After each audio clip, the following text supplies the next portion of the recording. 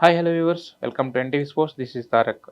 Welcome to the special analysis on the IPL 2024. ఈ ఐపీఎల్‌లో మొత్తం మనకు 10 టీమ్స్ ఉన్నాయి. బట్ ఈ 10 టీమ్స్‌కి సంబంధించింది చూసుకుంటే గనక RCB and PBKS and DC అనేది ఇప్పటివరకు కూడా ఒక్కసారి కూడా టైటిల్ గెలవలేదు. వాళ్ళకి ఇప్పటికి కూడా కప్ అనేది ఒక ఊరించిన ద్రాక్షలాగానే కనిపిస్తుంది గానీ బట్ మూడు సార్లు ఆర్‌సీబీ ఫైనల్‌కెళ్ళినా, ఢిల్లీ అండ్ పీబీకేఎస్ ఒకసారి ఫైనల్‌కెళ్ళినా కూడా బట్ కప్ అయితే లిఫ్ట్ చేయలేకపోయారు ట్రోఫీ అయితే. ఈసారి కూడా ఒక డీసీ తప్ప నుంచి మిగతా ఇద్దరికీ అవకాశాలైతే చాలా సన్నగిల్లి అని చెప్పుకోవాలి. అసలు ఎందుకు అంటే ఒక ఫారెన్ ప్లేయర్స్, ఒక స్టాండర్డ్ ప్లేయర్స్, ఒక క్వాలిటీ ప్లేయర్స్ ఉన్నా కూడా ఈ టీమ్స్ మాత్రమే ఎందుకు ఇన్నేళ్ల చరిత్రలో ఐపీఎల్ చరిత్రలో ఇప్పటివరకు ఎందుకు ఒక కప్పు అందుకోలేకపోయినాయి అనేది ఇలాంటి ఇంట్రెస్టింగ్ విషయాలు మనతో డిస్కస్ చేయడానికి సుధీర్ ఉన్నారు. ఆయనతో మాట్లాడదాం. హలో సుధీర్జీ. నమస్తే తారక్ జీ, ఎలా ఉన్నారు? బాగున్నామండి. ఇంతకు ముందు చెప్పుకున్నట్టే మనం ఆర్సీబీ చూసుకున్నా, లేదంటే డీసీ చూసుకున్నా, అలాగే పీబీకేఎస్ చూసుకున్నా అంటే the best players in the world ఆ టీమ్స్లో ఉంటారు. ఫాఫ్ డూ ప్లేసెస్ కానీ, ఒక ఇటు చూసుకున్నట్టయితే కోహ్లీ కానీ, అంటే ఇలాంటి బెస్ట్ ప్లేయర్స్ పేర్లు చెప్పుకోదగ్గ ఇప్పుడు ఒక పక్కన చూసుకుంటే మనకి ఆస్ట్రేలియా నుంచి వచ్చిన ప్లేయర్స్ అందరూ కూడా డీసీలో ఉంటారు. ఇలా అంటే డీసీ కానీ, పీబీకేఎస్ కానీ, ఇవి కానీ ప్లేయర్స్కి ఎలాంటి డోకా లేదు. బట్ ఎందుకు వీళ్ళు ఒక్కసారి కూడా ట్రోఫీ లిఫ్ట్ చేయకుండా, ట్రోఫీ అనేది మిగతా 7 టీమ్స్కి వచ్చి వీళ్ళకి మాత్రం దక్కకుండా పోవడానికి రీజన్ ఏంటి అసలు? దానికి చాలా కారణాలు ఉన్నాయి. మీరు అన్నట్టుగా 17 సంవత్సరాల ఐపీఎల్ చరిత్ర, 17 సీజన్ కొనసాగుతుంది. అండ్ ఫైనల్కి వెళ్ళలేదని కాదు, ఆర్సీబీ అయితే 3 టైమ్స్ ఫైనల్స్కి వెళ్ళారు. ఢిల్లీ ఒక్కసారి, తర్వాత పంజాబ్ కూడా ఒకసారి వెళ్ళడం చూసాం మనం. బట్ నేనేమనుకుంటానంటే ఒకసారి కొన్ని బిగ్ టోర్నమెంట్స్లో, కొన్ని 20 ఛాంపియన్షిప్స్లో డెఫినెట్గా కొంచెం బిట్ ఆఫ్ లక్ అనేది కూడా కావాలి తారకంటే. అన్నీ ఉన్నా కానీ ఒక్కొక్కసారి ఆ లక్ లేకపోయేసరికి అది ఓడిపోవడం చూస్తుంటాం మనం. బట్ నేను ప్రతిసారి ఏం కోరుకుంటానంటే తారక్, ఎప్పుడు డిస్కస్ చేసినప్పటికీ కూడా ఎవ్రీ ఇయర్ ఒక న్యూ ఛాంపియన్ చూస్తే బాగుంటుంది అని అనుకుంటాను. ఇప్పుడు ముంబై గెలుస్తుంది అని చెప్పి అందరికీ ఫోర్గాన్ కంక్లూజన్ అయిపోయినట్లయితే ఐ థింక్ ఆ ఇంట్రెస్ట్ అనేది కూడా ఉంది. చెన్నై గెలుస్తుంది అంటే కూడా పబ్లిక్ లో ఫ్యాన్స్ ఉంటారు, టీమ్స్ కు ఫ్యాన్స్ ఉంటారు. ఇప్పుడు గతంలో మీరు ఒక జస్ట్ ఎగ్జాంపుల్ చెప్పండి తారక్, ఒకవేళ 1983లో ఇండియా వరల్డ్ కప్ గెలవకపోయినట్లయితే క్రికెట్ లో ఈ మార్పు మనం చూసేవాళ్ళం. వెస్టిండీసే మళ్ళీ ఫైనల్కి వచ్చింది, వాళ్ళు ఓడిపోవడంతో మనం ఒక దాన్ని ఏమంటారంటే ఒక సీఎఫ్ చేంజెస్ చూసాం క్రికెట్లో కానీ అన్నిట్లలో. ఆ తర్వాత ఆస్ట్రేలియా ఫైనల్కి వెళ్ళినటువంటి ఆస్ట్రేలియా 87లో వాళ్ళు గెలిచారు, పాకిస్తాన్ గెలిచింది, తర్వాత ఇంగ్లాండ్ ఒకసారి ఫైనల్లో వెళ్ళారు వాళ్ళు 79లో. బట్ వాళ్ళు కప్పు గెలవడానికి 2019 దాకా వెయిట్ చేయాల్సింది, దాదాపు 40 సంవత్సరాలు వెయిట్ చేశారు. సో అలా ఒక శ్రీలంక కూడా గెలవడం చాలా మంచిది అసలు. సో ఆ మధ్యలో సో వీటితో ఏమవుతుందంటే ప్రతి వెస్టిండీస్ ఎప్పుడు గెలుస్తుంటే, అంటే రియల్గా చెప్పాలంటే నేను ఒకసారి ఒక చిన్న టైం ఎక్కువ తీసుకోకుండా, టానీ కోజిర్ అని చెప్పి వెస్టిండీస్ ఫేమస్ కమెంటేటర్, చాలా పరిచయం అందరికి యాజ్ ఏ కమెంటేటర్గా. అతన్ని నేను ఒకసారి ఇంటర్వ్యూ చేసినప్పుడు ఏమన్నాడంటే, ఒకవేళ for example West Indies cricket team 1983లో వరల్డ్ కప్ గెలిచి మరో 2-3 వరల్డ్ కప్ గెలిచినట్లయితే ఐ థింక్ క్రికెట్లో ఇంట్రెస్ట్ అనేది ఉండకపోయేది అని చెప్పాడు. అసలు కొత్త టీం చూడాలి. ఇప్పుడు ఫుట్బాల్లో కూడా చూడండి, మాంచెస్టర్ యునైటెడ్ ఎప్పుడు గెలుస్తుంది, బార్సిలోనా గెలుస్తుంది, కొత్త టీం కూడా గెలిస్తే ఏమవుతుందంటే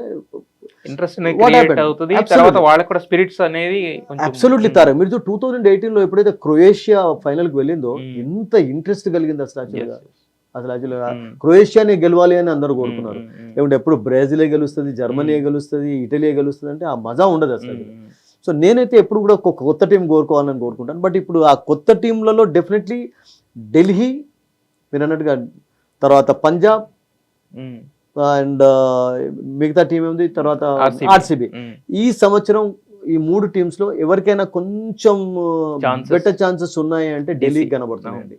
అండ్ వాళ్ళు ఇప్పుడు విన్నింగ్ మొమెంటం కంటిన్యూ చేసినట్లయితే balance between bat and bowler అనేది కొంచెం మెయింటైన్ చేస్తే టీమ్ అది. అండ్ వాళ్ళకు కూడా అన్ఫార్చునేట్లీ కొన్ని ఇంజరీ ప్లేయర్స్ కున్న వారి కారణంగా వాళ్ళు కూడా ఆ మొమెంటం స్టార్టింగ్ లో అందుకోలేకపోయారు.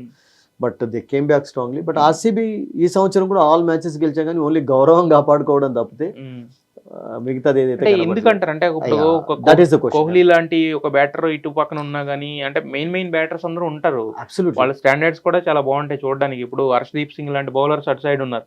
బట్ ఎందుకు వాళ్ళు అంటే ఈ కరెక్ట్ గా మీరు అన్నదానికి చూడండి, ఇప్పుడు కోహ్లీ విషయం మీరు స్టార్ట్ చేశారు కనుక 2008 నుండి కోహ్లీ ఉన్నాడండి. 2008-9లో ఫస్ట్ సెకండ్ సీజన్ ఎక్కడ జరిగింది, సౌత్ ఆఫ్రికాలో జరిగింది. సౌత్ ఆఫ్రికాలో జరిగినప్పుడు అప్పుడు Deccan chargers team, Hyderabad team. And మళ్ళీ ఒకసారి కూడా వాళ్ళని ఓడించింది ఎవరంటే సన్ రైజర్స్ హైదరాబాద్ ఓడించారు లాస్ట్ టైం వాళ్ళు 2016లో ఫైనల్లో. అంతకంటే ముందు ఒకసారి చెన్నై కూడా ఓడించారు 2011లో. సో ఒక కోహ్లీ అనే కాదు, అసలు నేనేమనుకుంటానంటే ఆర్సీబీకి ఆడినటువంటి ప్లేయర్స్ మిగతా ఏ టీమ్స్ కూడా ఆడలేదు అసలు. సో అందుకనే వాళ్ళకి ఆ ఫ్యాన్ ఫాలోయింగ్ అద్భుతంగా ఉండేది.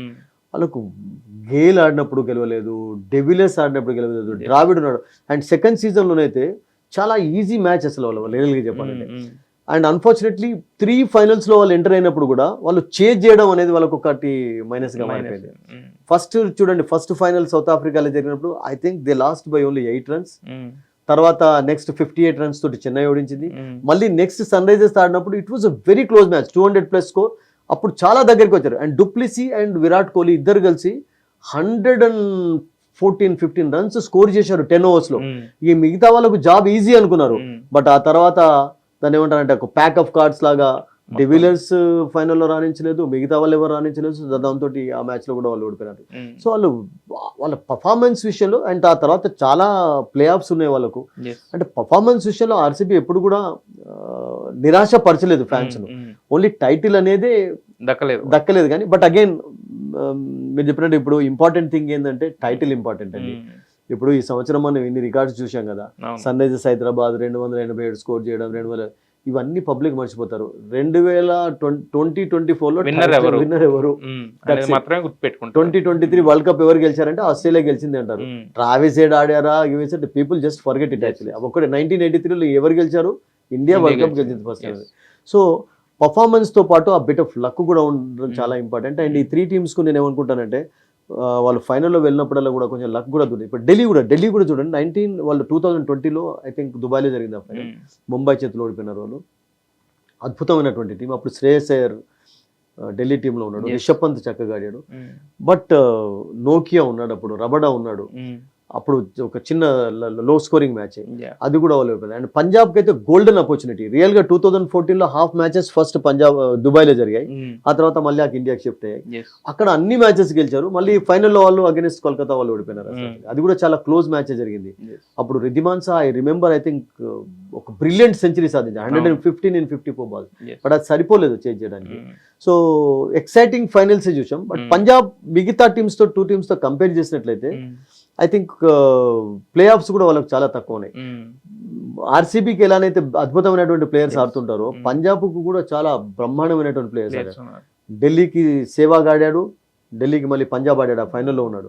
బట్ అన్ఫార్చునేట్లీ లక్ అనేది వాళ్ళని నేను అనుకుంటాను రియల్ మూమెంట్ లో కొంచెం ఫేవర్ చేయకపోవడం అనేది కారణం అనుకుంటాను. But they have provided good entertainment అండి. ఇప్పుడు ఆర్సీబీకి ఇప్పటికీ కూడా అటువంటి ఫ్యాన్ ఫాలోయింగ్ ఉంది. చూడండి, మన హైదరాబాద్ లో మ్యాచ్ జరిగినప్పుడు తారక్ అసలు యాక్చువల్గా ఒక సీటు కూడా అవైలబుల్ లేదు. అవును, అంటే కొంతమంది బ్లాక్ లో టికెట్స్ అమ్ముడు పోయినాయి, బ్లాక్ లో టికెట్స్ కొందామంటే కూడా దొరకని పరిస్థితి ఏర్పడింది. అంటే ఇప్పటికీ ధోనికి, ఆర్సీబీకి దానికి కారణం అఫ్ కోర్స్ విరాట్ కోహ్లీయే కారణం, డౌటే లేదు. సో నేనేమనుకుంటానంటే ఇంపార్టెంట్ సిచ్యువేషన్స్ లో లక్ అనేది. అండ్ ఈ సీజన్ లో ముఖ్యంగా వాళ్ళని దెబ్బతీసింది ఏంటంటే బౌలింగ్ అండి. ఈ సీజన్ లో మొహమ్మద్ సిరాజ్ అన్ఫార్చునేట్లీ స్టార్టింగ్ లో చక్కగా బౌలింగ్ చేయలేకపోవడం, ఇప్పుడంటే పర్వాలేదు బాగానే వేస్తున్నాడు. తర్వాత వాళ్ళు జోసెఫ్ తీసుకొచ్చారు, జోసెఫ్ వాజ్ ఎక్స్పెన్సివ్. తర్వాత యూనో ఎవరిని ట్రై చేశా కానీ ఫర్గసన్ ఆడుతున్నప్పుడు ఫర్గసన్ ఎక్స్పెన్సివ్ గా ఉండడం, లైక్ ఎవరు ఏవి కూడా వర్కౌట్ కాలేదు. అండ్ ఈ సీజన్ లో అన్ఫార్చునేట్లీ ఒక ద బెస్ట్ స్పిన్నర్ లేకుండా ఉండకపోవడం వాళ్ళు. కరణ్ శర్మ పర్వాలేదు, బట్ కరణ్ శర్మ ఒక యంగ్ స్పిన్నర్ అయితే కదా, హసరంగా ఒక సీజన్లో అద్భుతంగా బౌలింగ్ చేశాడు, ఆ సీజన్లో కూడా వాళ్ళు గెలవలేకపోయారు. సో ఇప్పుడున్నటువంటి సిచ్యువేషన్లో వాళ్ళకి ఈ పర్టికులర్ సీజన్లో they definitely missed one bowler actually. So స్టార్టింగే వాళ్ళకి సరిగ్గా జరగలేదు. చెన్నై అగెన్స్ట్ ఎప్పుడైతే ఒక మంచి మ్యాచ్లో వాళ్ళు ఓడిపోయినారో ఆ తర్వాత ప్రెషర్ పెరుగుతూ వచ్చింది. అండ్ ఇప్పుడు ఈ సంవత్సరం కూడా ఐ థింక్ నేను అనుకుంటాను ఆర్సీబీకి అయితే ఛాన్సెస్ లేవు. అంటే ఓపెన్గా మనం చెప్పాలి, ఏదైనా టీంకి కొంచెం ఛాన్సెస్ కనబడుతున్నాయంటే Delhi is doing better than these 2 teams actually. So let's hope. అంటే ఇప్పుడు కాకుండా కానీ I think they will come definitely. ఆర్సీబీని ఛాంపియన్గా చూస్తాం. అప్పుడు ఎవరు ఆడతారో టీంలో అనేది డిఫరెంట్ క్వశ్చన్స్. ఎందుకంటే ఇప్పుడు ప్రీతి జింతా చెప్పినట్టు మాకు రోహిత్ శర్మ కావాలి తీసుకుంటాం అనేది కదా అన్నట్టుగా, maybe next year time changes కూడా చూడవచ్చు. So I think they will come అండి డెఫినెట్గా. ఒక గుజరాత్ ఫస్ట్ సీజన్లోనే అదరగొట్టారు వాళ్ళు, ఎల్ఎస్జీ కూడా చాలా చక్కగా ఆడారు. ఉంటదండి వాళ్ళ రోజైతే వస్తుంది డెఫినెట్లీ, ఛాంపియన్ గా అయ్యే రోజు. అంటే ఈ సంవత్సరం డీసీకి అలాంటి మంచి రోజులు వస్తున్నాయి అన్నట్టు కనిపిస్తుంది. ఒక చిన్న ఈ సంవత్సరం రావాలని కోరుకుందాం, అదే ఇండికేషన్ అయితే ఉంది. మరి నెక్స్ట్ మీరు అన్నట్టు నెక్స్ట్ ఇయర్ కన్నా కూడా కొత్త ఛాంపియన్ చూస్తాము మనం ఈ 3 టీమ్స్ లో ఎస్పెషల్ ఏమైనా ఛాంపియన్ గా వస్తారా లేదనేది వేచి ఉంటుంది. వాళ్ళకి ఫ్యాన్ ఫాలోయింగ్ అలాగే కొనసాగుతూ ఉంటుంది.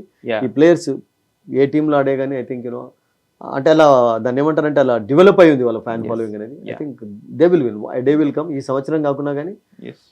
I think Hope for the best of the new champion. Absolutely. Yeah. Thanks for your analysis Thank on you. this. Yeah.